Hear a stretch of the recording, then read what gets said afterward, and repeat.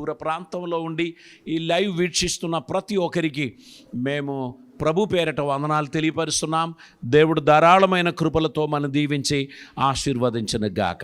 ఈరోజు మనము 119వ కీర్తన ఇక్కడ 18వ వచనంలో మనం చదువుచున్నాం. నేను నీ ధర్మశాస్త్రమునందు ఆశ్చర్యమైన సంగతులను చూచున్నట్లు నా కన్నులు తెరువుము. ఈరోజు మనం చేసే ప్రార్థన, నా కన్నులు తెరవండి. కన్నులు తెరవలేదా? అందరి కన్నులు తెరిచే ఉంది. కానీ నీ ధర్మశాస్త్రములోని ఆశ్చర్యమైన సంగతులను చూచున్నట్లు నా ఆంతర్య దృష్టిని వెలిగింప చేయము, నా మనోనేత్రములు వెలిగింప చేయండి. ఇక్కడ కీర్తనకారుడు ప్రార్థన చేస్తున్నప్పుడు ధనము కావాలి, ఐశ్వర్యం కావాలి, కీర్తి ప్రఖ్యాతి కావాలి అని ఆయన అడగకుండా 17వ వచనంలో ఆయన అడిగిన ఒక మాట, నీ సేవకుడైన నేను బ్రతుకున్నట్లు నా ఎడల నీ దయారసము చూపుము, నీ వాక్యమును బట్టి నేను నడుచుకొనుచుందును. దేవా, నీవు నా ఎడల నీ కృప చూపి దయారసమును పోసి నన్ను బ్రతుక నేర్పుము. మనం దేవుని కార్యాన్ని చూడకుండా ఉండడం బట్టే ఆత్మీయతను గురించి మనం ఆలోచించడం లేదు. మన బాహ్య నేత్రములు ఎల్లప్పుడూ కలర్ఫుల్గా ఉన్నటువంటి వాటిని వెతుకుచున్నది. మనోహరమైన వాటిని చూడడానికి ఇష్టపడుచున్నాం. మనకు సమీపముగా ఉన్నటువంటి వాటిపై మనం దృష్టి పెట్టి ఉన్నాం. దూరములో ఉన్నది మనకు జరగబోచున్నది అని చెప్తే మనం దాన్ని నమ్మలేకపోతున్నాం. పిల్లలు స్కూల్లో చదువుతున్నప్పుడు మమ్మీ చెప్తారు, నానా you must study well because I want to make you a doctor, an engineer. You need to study well. You will become big, then you will become an engineer or a doctor or a scientist. This small boy, poor boy, cannot understand what she is saying. ఆ విషయాలు అర్థం చేసుకోవడానికి ఉన్న జ్ఞానం రాలేదు గనక ఆయన ఆలోచించేది, ఈరోజు ఒక లడ్డు కావాలి, ఈరోజు మమ్మీ ఏ పలహారం చేస్తారు నేను స్కూల్ నుంచి వచ్చినప్పుడు, నాకు ఇష్టమైన స్వీట్ నాకు ఇస్తారా, ఇదే వాడు చూచేది. నువ్వు చెప్పే ఇంజనీర్ ఏంటో, నువ్వు చెప్పే డాక్టర్ ఎక్కడున్నాడో నాకు తెలియదు. నేను అవన్నీ అవుతానని నేను అనుకోవడం లేదు. నేను మీకు తెలియపరచడానికి ఆశించే మాట, జీవితంలో దూరంలో ఉన్న విషయాన్ని చూడడానికి ఉన్న ఆ లెన్స్ క్లియర్గా ఉంటేనే వాటిని మనం చూడగలుగుతాం. ఆ లెన్స్ సరిగా క్లారిటీగా చూడదగినట్లు లేకపోతే దూరంలో ఉన్న దాని గురించి మనం ఆలోచించం. మనం ఈ కిందున్న దగ్గరున్న వాటి మీదనే ఎక్కువ ఫోకస్ చేస్తాం. విశ్వాసం అనునది మనలో బలపరచబడాల్సిన అవసరం ఉంది. నేను ఆత్మీయంగా ఎదగాలి, దేవునికి సన్నిహితునిగా ఉండాలి, నా ఆత్మీయ జీవితం పలానా స్థాయిలో దేవుని రాజ్య నిర్మాణంలో నా పాత్ర నేను పోషించాలి అనేటువంటి ఆశ కలిగిన వారు మాత్రమే ఆ దృష్టిని పొందుతారు. మత్తయి సువార్తలో 6వ అధ్యాయంలో ఒక మాట ఉంది. దాని యొక్క 5 నుంచి 8 వరకున్న వచనాలు చదువుదామండి. మరియు మీరు ప్రార్థన చేయునప్పుడు వేషధారుల వలె ఉండవద్దు, మనుషులకు కనబడవలనని సమాజ మందిరములోను వీధుల మూలలోను నిలిచి ప్రార్థన చేయుట వారికి ఇష్టము. వారు తమ ఫలము పొంది ఉన్నారని నిశ్చయముగా మీతో చెప్పుచున్నాను. కొంతమంది ప్రార్థన చేస్తున్నప్పుడు వారి ఫోకస్ ఎక్కడ తెలుసా? ఇతరులు వినాలి, ఇతరులు సర్టిఫై చేయాలి. ఎంత అద్భుతమైన ప్రార్థన చేశారో. చాలా బాగా ప్రార్థన చేశారు అని కొందరు చెప్తారు. అవి వినడానికి చాలా ప్రయత్నం చేస్తారు, పదాలు నేర్చుకుంటారు, సాహిత్యములు నేర్చుకుంటారు. హృదయము నుంచి వచ్చే మాటలు బయటికి రాదు, కానీ నేర్చుకున్న మాటలు, ఇతరులను మెప్పించే మాటలు, ఇతరులు చప్పట్లు కొట్టే మాటలు, ఇది పలకడానికి ఉన్న ప్రయత్నంలో అసలైనది మనం పోగొట్టుకుంటాం. అసలైనది ఏంటి? దేవునితో మనకున్న ఇంటర్నల్ కనెక్షన్. ఆ స్పందన నష్టమై మెకానికల్గా మనం ప్రార్థన చేస్తూ ఉంటాం. ఇంకా చదువమ్మా. నీవు ప్రార్థన చేయునప్పుడు నీ గదిలోనికి వెళ్ళి తలుపు వేసి రహస్యమందున్న నీ తండ్రికి ప్రార్థన చేయుము. అప్పుడు రహస్యమందు చూచు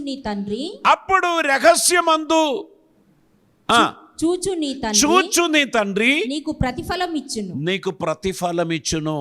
ఇంకా మరియు మీరు ప్రార్థన చేయునప్పుడు అన్యజనుల వలె వ్యర్థమైన మాటలు వచింపవద్దు. విస్తరించి మాట్లాడుట వలన తమ మనవి వినబడునని వారు తలంచుచున్నారు.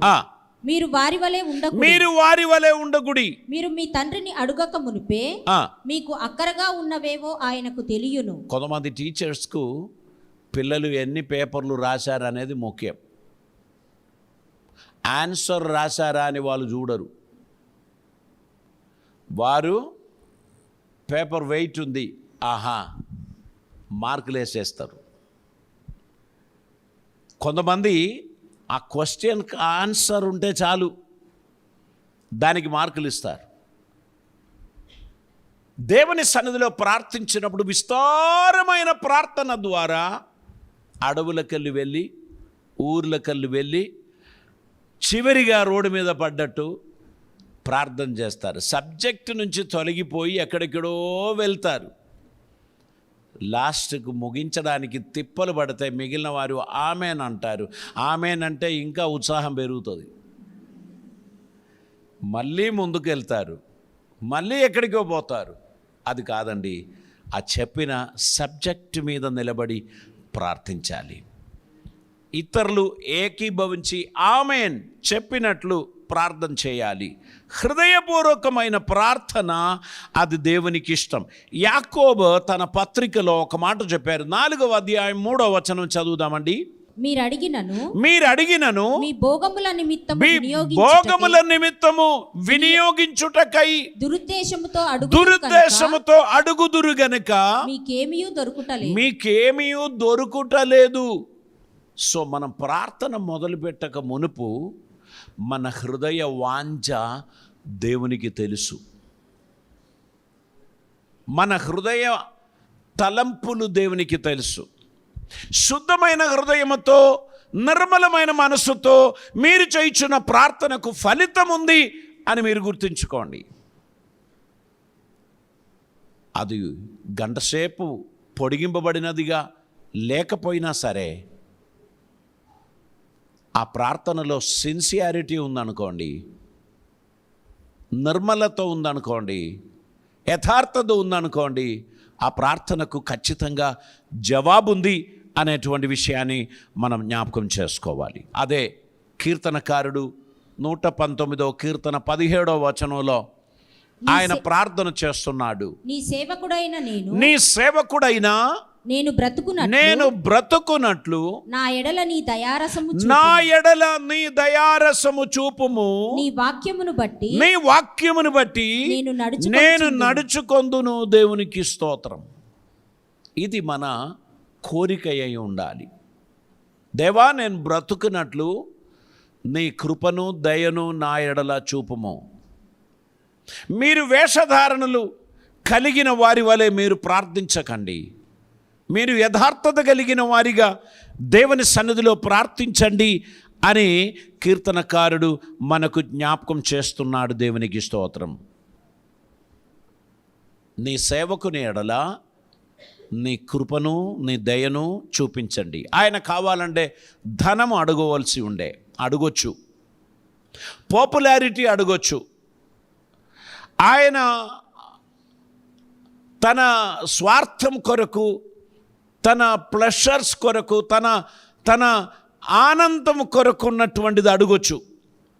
కానీ ఇవి ఏమీ అడగకుండా నేను బ్రతుకున్నట్లు నీ కృప నాలో ఉంచండి అని అంటున్నారు. ఇంగ్లీష్ బైబిల్ మీరు చూసినట్లయితే న్యూ ఇంటర్నేషనల్ వర్షన్లో be good to your servant, నీ సేవకునికి మంచిది చేయండి. దేవుని సన్నిధానంలో దేవుని నుండి మంచిది ఆశించుచున్నవారు ప్రార్థన ముగించిన తర్వాత ఇతరులకు మంచిది చేయడానికి మనసు ఉన్నటువంటి వారై ఉండాలి. దేవునిలో నుండి మంచిది పొంది ఇతరులకు కీడు చేయువారిగా మనము ఉండకూడదు. మనము దేవుని నుండి ఏదైతే ఆశిస్తున్నామో అది ఓవర్ఫ్లో అవ్వాలి మన జీవితంలో. ఏదైతే లోపల ఉన్నదో అదే ఓవర్ఫ్లో అవుతుంది. కనుక మన కోరికలు దేవుని చిత్తానుసారమైనదిగా మార్చినప్పుడు అది మన జీవితంలో ఆదరణ, ధైర్యాన్ని కలుగ చేయడానికి కారణమవుతుంది. దేవునికి స్తోత్రం. ఇక్కడ ప్రార్థించుచున్నారు, స్పిరిచువల్ ఇన్సైట్ కొరకు ప్రార్థిస్తున్నారు. నా మనోనేత్రములు వెలిగించండి, నీ ధర్మశాస్త్రములోని ఆశ్చర్యమైన సంగతులను చూడడానికి తగినట్లు నన్ను దర్శించు, నా కన్నులను తెరవము అని ప్రార్థన చేస్తున్నారు. మనం ఏదైనా ఒక దృశ్యం చూస్తున్నప్పుడు దాని అవతల ఇంకా ఏమున్నదో మనకు తెలియదు, మనం దాన్నే చూస్తాం. ఒకసారి మనం ఒక్క కార్యాన్నే చూసుకోగలం. మీ దృష్టి దేనిపై ఉంది అదే మీకు కనిపిస్తుంది. మీరు పైనున్న వాటిని నేర్చుకోవాలని, పొందాలని ఆశ కలిగిన వారైతే పైనున్న వాటిని దేవుడు మీకు దయచేస్తాడు. మీరు కిందున్న వాటిని పొందాలని ఆశ కలిగి ఉన్నట్లయితే ఈ కిందున్న వాటిని మాత్రమే మీరు పొందగలుగుతారు. ఇది తాత్కాలికం, అది శాశ్వతం. గనక మనం ఎల్లప్పుడూ కూడా బైఫోకల్ విషన్ మనకు ఉండాల్సిన అవసరం ఉంది. ఒకవైపు మనం దగ్గర ఉన్నది చూస్తున్నాం, దాని గురించి మాట్లాడుతున్నాం. మరొక వైపు మనం పైనున్న వాటిని గురించి ఆలోచించు వారిగా, దేవుని చిత్తమును గ్రహించిన వారిగా మనం ఉండాల్సినటువంటి అవసరం ఉంది. దేవునికి స్తోత్రం.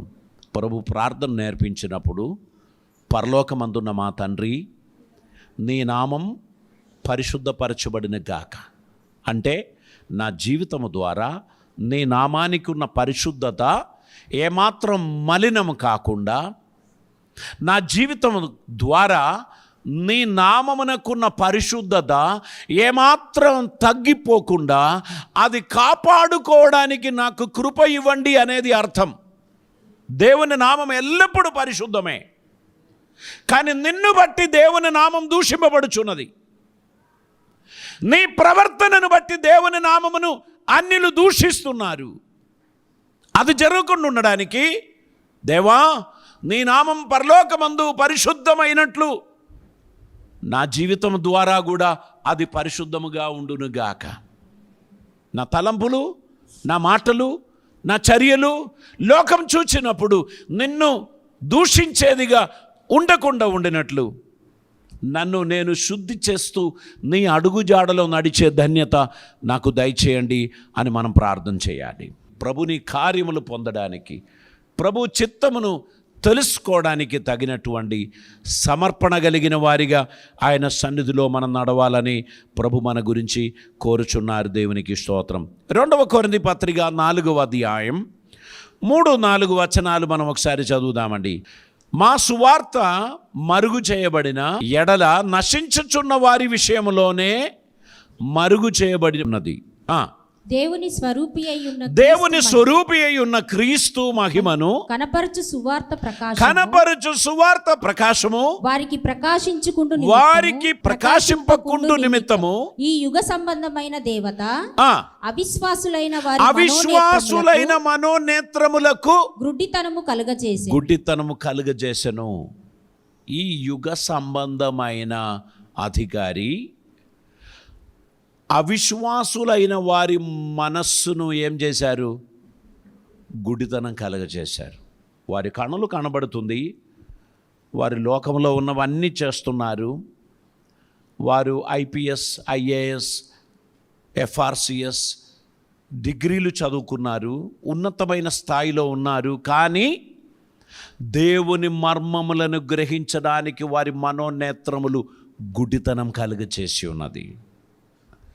ఏమాత్రం వారు దానిని పరిశీలించి తెలుసుకుందామనే ఆలోచన కూడా వారికి కలుగుటలేదు గనక వారు ఒక రకమైన ఆచారములో వారు ముందుకు వెళ్తున్నారు.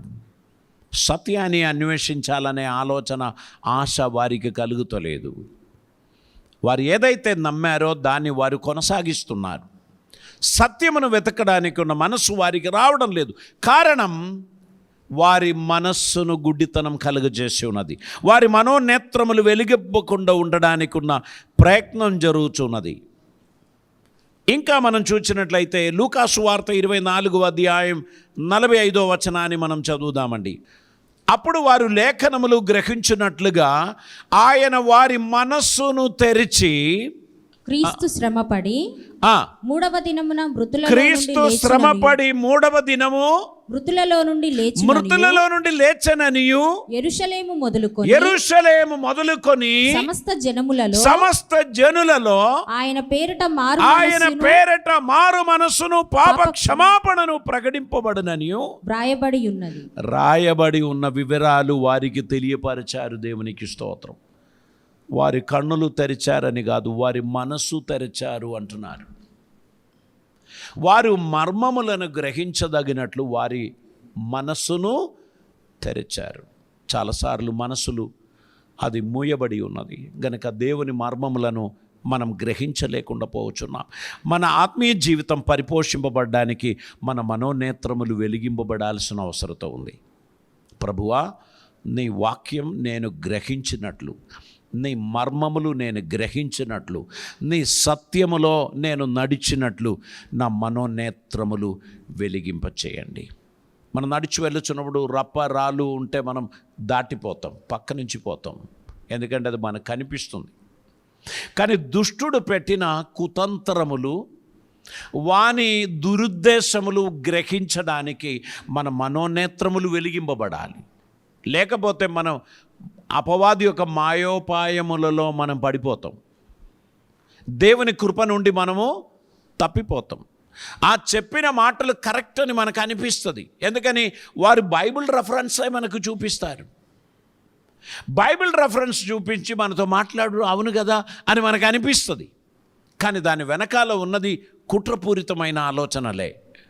మీరు సత్య వార్త నుండి, పథ్యమైన వాక్యము నుండి తొలగిపోకుండా ఉండునట్లు మీ మనోనేత్రములు వెలిగింపబడిన వారిగా దేవుని సన్నిధిలో మీరు నడవాలని దేవుడు కోరుచున్నారు. దేవునికి స్తోత్రం. సత్యమును గ్రహించడానికి తగిన కన్నులు నాకు దయచేయండి అని మనం ప్రార్థన చేయాలి. యెషయా గ్రంథం 6వ అధ్యాయం 1వ వచనం మనం చదువుదామండి. యెషయా ప్రవక్త అక్కడ ఒక దర్శనాన్ని చూచుచున్నాడు. రాజైన ఉజియా మృతి నొందిన సంవత్సరమున అత్యున్నతమైన సింహాసనమందు ప్రభువు ఆసీనుడై ఉండుండగా నేను చూచి తిని, ఆయన చొక్కాయి అంచులు దేవాలయమును నిండుకొనెను. ఆయనకు పైగా శిరాఫులు నిలిచి ఉండిరి. ఒక్కొక్కరికి 6 రెక్కలుండను. ప్రతివాడు 2 రెక్కలతో తన ముఖమును, రెండితో తన కాలును కప్పుకొనుచు రెంటితో ఎగురుచుండెను. వారు సైన్యములకు అధిపతియగు యెహోవా పరిశుద్ధుడు సర్వలోకము ఆయన మహిమతో నిండి ఉన్నది అని గొప్ప స్వరముతో గాన ప్రతిగానము చేయుచుండిరి.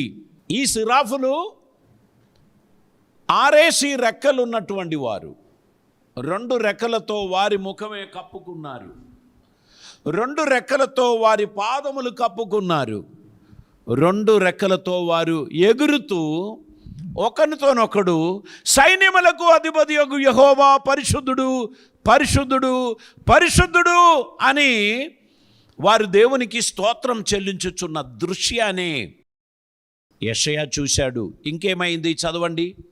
వారి కంఠస్వరముల వలన గడప కమ్ముల పునాదులు కదలుచు, గడప కమ్ముల పునాదులు కదులుచు, మందిరపు ధూపము చేత నిండగా నేను అయ్యో నేను అపవిత్రమైన పెదవులు గలవాడను, అపవిత్రమైన పెదవులు గల జనుల మధ్యను నివసించువాడను. అపవిత్రత కలిగిన పెదవులు కలిగిన జనుల మధ్యలో నివసించువాడను. నేను నశించి తిని రాజును సైన్యములకు అధిపతియగు యెహోవాను నేను కన్నులారా చూచి తిని అని అనుకొని ఆయన దిగ్భ్రాంతి చెందాడు, కలత చెందాడు.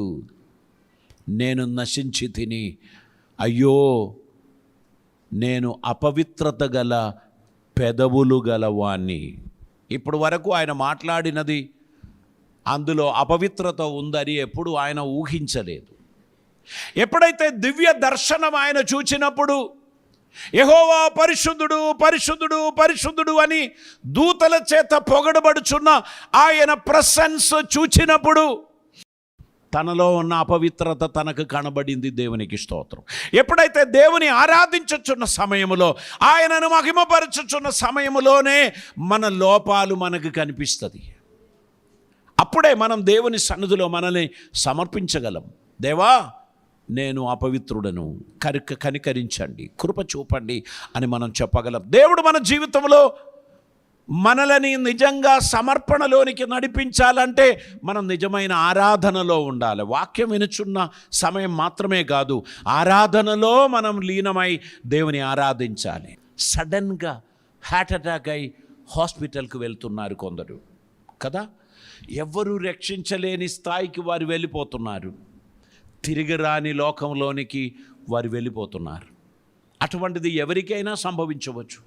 కానీ బ్రతికి ఉన్న మనం ప్రతి దినమును బట్టి, ప్రతి గడియను బట్టి దేవునికి స్తోత్రం చెల్లించాలి.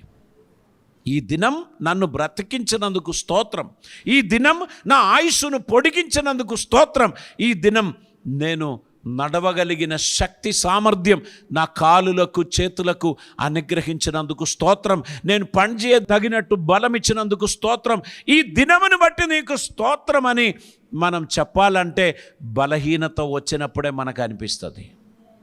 ఎప్పుడు బలహీనత లేకపోతే నాకేం కాదులే, ఐఎమ్ వెరీ యంగ్ అని చెప్పి మనం నడుస్తాం. కానీ ఈ ప్రాబ్లమ్స్ యంగ్స్టర్స్ను కూడా వదలలేదు కదా. ప్రాబ్లమ్స్ వచ్చినప్పుడు యంగ్స్టర్స్ కూడా ఆందోళన చెందారు. మనం అందరం, నోబడీ ఈజ్ ఇమ్యూన్. అందరికీ దేవుని కృప అవసరం అండి, అందరికీ దేవుని సహాయం అవసరం. దేవా ఈ దినమందు నేను బ్రతకడానికి తగిన కృప నాకు దయచేయండి అని ప్రార్థించి ఆయన సన్నిధిలో మనం ముందుకు వెళ్ళాల్సినటువంటి అవసరత ఉంది. 6వ అధ్యాయం 5వ వచనంలో అయ్యో నేను అపవిత్రమైన పెదవులు గలవాడను, అపవిత్రమైన పెదవులు గల జనుల మధ్య నివసించువాడను, నేను నశించి తిని రాజును సైన్యములకు అధిపతియగు యెహోవాను నేను కన్నులారా చూచి తిని. అప్పుడు ఆ సిరాఫులలో ఒక్కడు తాను బలిపీఠం మీద నుండి కారుతో తీసిన నిప్పును చేత పట్టుకొని నా యొద్దకు ఎగిరి వచ్చి నా నోటికి దాన్ని తగిలించి, ఇది నీ పెదవులకు తగిలెను గనుక నీ పాపమునకు ప్రాయశ్చిత్తమాయను, నీ దోషము తొలగిపోయెను అనెను. అప్పుడు నేను ఎవని పంపదును, మా నిమిత్తము ఎవడు పోవునని ప్రభు సెలవీయగా వింటిని. ఇంతకుముందు చాలాసార్లు ప్రభు సెలవిచ్చాడు, అది నాకెప్పుడు వినలేదు. ఇప్పుడైతే నేను దేవుని కొరకు సమర్పించగా, నా పెదవులను శుద్ధి చేయగా నాకు వినబడినది, నేనెవరిని పంపుదును, ఎవడు వెళ్ళును, చిత్తగించుము, నేనున్నాను, నన్ను పంపు ప్రభువా అని చెప్ప స్థాయికి ట్యూన్ చేయబడ్డాడు ప్రవక్త. అంతకు మునుపు ఉజియా రాజు యొక్క బంధువు యెషయా ప్రవక్త. బంధువు అయిన రాజు సజీవుడై ఉన్నంత కాలం దేవుని ముఖం వైపు చూడాల్సిన అక్కర రాలేదు. మనకు కూడా కొందరికి అట్లానే, మన ఎమ్మెల్యే గారు ఉన్నంత వరకు మనకేం దోకా లేదంటారు వాళ్ళు. మన ఎంపీ గారు ఉన్నంత కాలం మనకేమీ దోకా లేదు అంటారు. ఈ ఉజియా రాజు చనిపోవగానే యెషయా ఆందోళన చెందాడు. అతనికి తన స్థితి జ్ఞాపకం వచ్చింది. దేవుని సన్నిధిలో సమర్పించాడు. దేవుడు అతని పాపములు పరిహరింపబడింది. అడిగిన ప్రశ్నకు ఇమ్మీడియట్లీ జవాబిచ్చాడు, నేను వెళ్తాను ప్రభువా, నేను సిద్ధంగా ఉన్నాను ప్రభువా అని తెలియపరిచాడు. మన జీవితంలో మన మనోనేత్రములు వెలిగింపబడవలసిన అవసరత ఉంది అని మనం ప్రార్థన చేద్దాం. పరిశుద్ధుడైన తండ్రి, కృపామయుడైన దేవా, నీకు వందనాలు. అద్భుతమైన ఈ దినము కొరకై నీకు స్తోత్రం. నీ సన్నిధి మాకు దయచేయమని ప్రార్థిస్తున్నాం. నీ కృపలతో మమ్మల్ని నింపుమని ప్రార్థిస్తూ ఉన్నాం. ఈ దినమందు నీ కాపుదల మాకు దయచేయమని ప్రార్థిస్తూ ఉన్నాం. నీ వాక్యపు వెలుగులోకి మమ్మల్ని నడిపించుమని, నీ చిత్తం మా జీవితంలో నెరవేర్చుమని, నీకిష్టలుగా నడిచే ధన్యత మాకు దయచేయమని ప్రార్థిస్తున్నాం తండ్రి. మరి దూర ప్రాంతంలో, వారి గృహాలలో, పని స్థలంలో, ప్రయాణంలో ఉండి వాక్యం వీక్షించిన ప్రతి ఒక్కరిని దర్శించుమని, నీ కృపలతో నింపుమని, వారి మనోనేత్రములు వెలిగింపబడి గేహసీ అగ్ని రథములను, గుర్రములను చూచినట్లు వారి నిమిత్తమై నువ్వు ఏర్పాటు చేసిన ప్రొటెక్షన్, నీ ప్రొవిడెన్స్ వారు చూడదగినట్లు నీ కృప వారికి అనుగ్రహించి అద్భుతములు జరిగించి నీవు మహిమ పొందుమని, ఈ దినమందు మేము నీ సన్నిధిలో మరొకసారి సమర్పణ కలిగిన వారిగా, నిన్ను సేవించుటకు, చివరి దాకా నీ చిత్తం నెరవేర్చుటకు సమర్పణ కలిగిన బిడ్డలుగా మేము నడుచుటకు కృప చూపమని యేసు నామమున అడుగుచున్నాం పరమ తండ్రి. ఆమేన్.